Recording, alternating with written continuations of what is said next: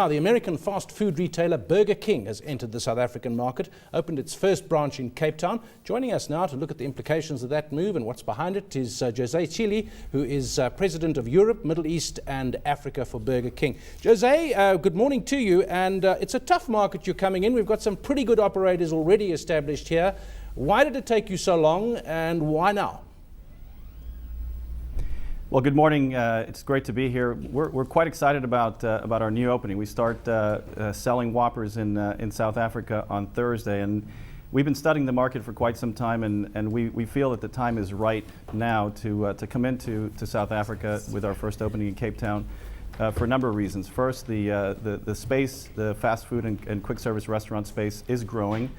We see out-of-home dining growing in South Africa as well. We have GDP per capita also growing, and so some of the metrics or KPIs that we look at from a consumer standpoint are quite positive in the market. The other reason is we think in a competitive environment like we have in South Africa, Burger King offers a very differentiated product. We flame grill, we braai, we don't fry as we say here in South Africa. And we have an opportunity to capture guests and consumers due to the differentiated product that we have. Additionally, we're excited about the opening because, as the previous segment mentioned, we have the opportunity to create jobs, not just in the restaurants. We're going to hire 40 plus employees for the first opening and thereafter in each of our openings, but also in the supply chain, logistics, and other elements that support the business. Yeah. We'll be creating jobs in South Africa, which is an important component. Studying the market and looking at the theory of doing business is very different to actually doing business in a country, Jose. So ever since this idea was conceptualized to now where you're looking at opening up the doors, has doing business in South Africa and the business environment at large triggered an evolution in your business strategy at all? Yeah, I agree with you 100%. Doing is much harder than studying. But the more we do in the last few months, we announced our market entry in November, and as we've worked through the last several months of creating the supply chain and finalizing all components of that, plus starting the construction, the hiring, the training of our teams, actually we get more excited. We get more excited with the opportunity, the reaction from the consumer.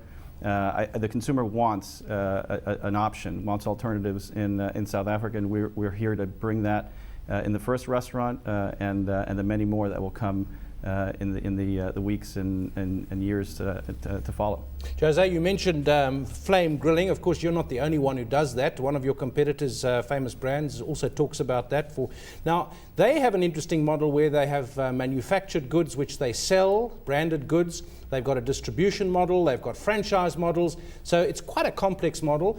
You obviously are not complex yet because you're just starting, but what kind of model do you go for? Is franchising important? And what about your distribution and back office costs controls? Absolutely. Franchising is our focus around the globe, and in South Africa it's no different. We've partnered with Grand Parade, which is a strong publicly listed company in the exchange here in Joburg, and so we're focused on franchising, finding the right partners with local know-how and financial and operational capabilities to develop the brand side by side with Burger King. In terms of cost structure and supply chain and back of the restaurant type of logistics, we're quite efficient, and we bring our know-how from operating in 88 countries with over 13,000 restaurants. We bring that know-how to South Africa, and we establish the supply chain, and we're actually using this opening in South Africa as a launching pad for further expansion into sub-Saharan Africa in the future. What kind of targets have you got in place in terms of that African growth plan, Jose? Well, we start primarily, as I said earlier, we're focused on getting South Africa right, and our first opening is critical, making sure we deliver the product in the highest quality, which is our focus and has been our legacy over 60 years. But we're using this opportunity to establish a supply chain and establish a launching pad for the rest of the continent. We don't communicate specific targets, but we have ambitious plans both here in the market in South Africa as well as beyond the borders. Jose, we think you'll have quite a tough time coming into a market. It is competitive. It's a growing market, as you say, but also there are more competitors in that market. McDonald's, one of your big competitors globally, came in some years ago in South Africa, and I think underestimated the size and the scope and the potential and the competitiveness of that market. Where has your launch been toughest? I mean, what would you regard as the toughest place to launch a new chain of Burger Kings? It's challenging and a big milestone in every market that we enter into, David. We don't take it lightly. We understand the complexities of bringing the Burger King experience and brand to every market, and so we understand the challenges around labor, around construction, around permitting, and being able to build a restaurant in any municipality around the globe. And so we don't take it lightly at all.